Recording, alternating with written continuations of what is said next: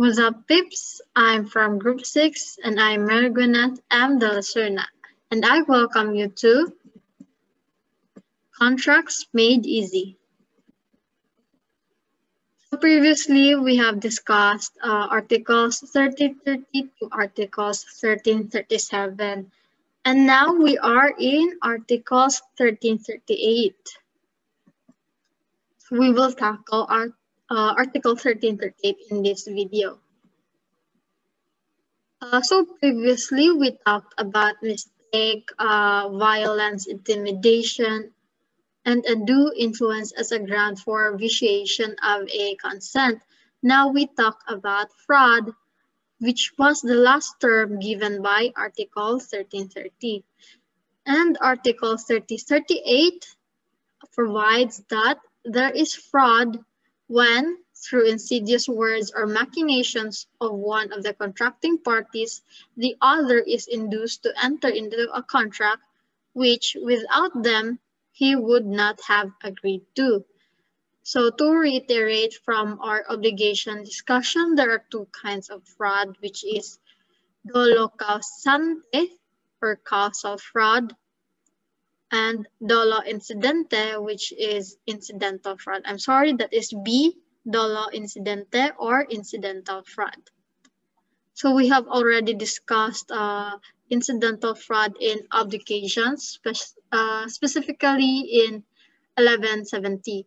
Now we discussed causal fraud in contracts in this article, but we still need to differentiate for the sake of clarity.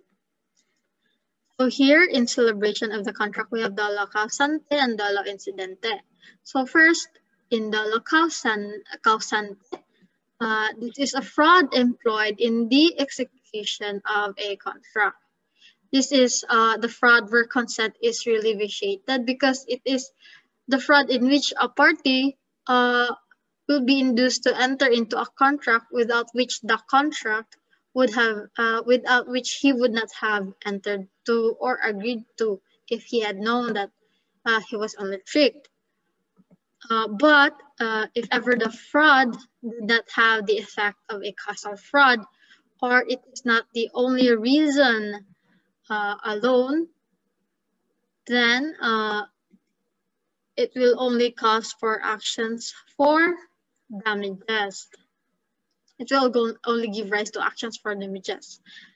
Dolo incidente, on the other hand, is a fraud committed in the performance of an obligation, take note, already existing. Here, even if the fraud existed or not, the party will still agree. That is why it is called incidental fraud.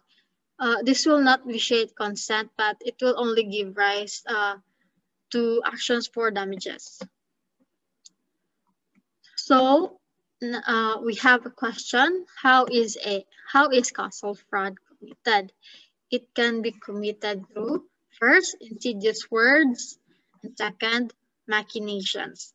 And lastly, we also have concealment, but this will be discussed on Article 1339. So insidious words or machination includes any misinterpretation in words or actions done with fraudulent purpose.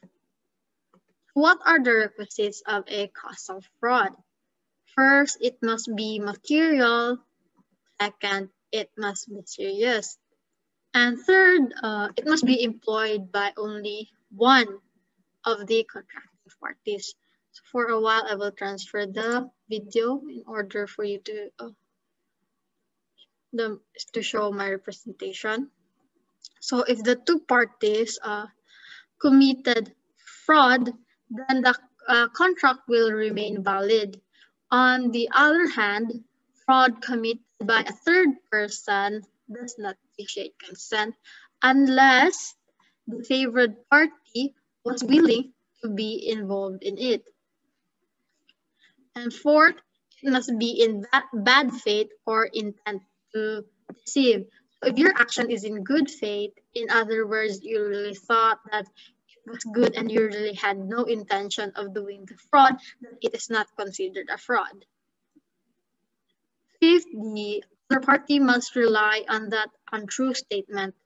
and must not be negligent. So if the party is negligent, then the consent is not vitiated. Lastly, it must be alleged and proved by clear and convincing evidence. So let us have an example for us to better understand the requisites of a case of fraud and what is a fraud. So for example, if Chui sold a Chanel bag to Ayu, claiming that it was original, knowing that it was actually fake, and Ayu bought the bag because he relied on what Chui said that it was original.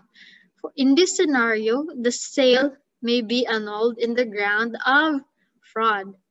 So that is all. This is my last video about the vices of consent.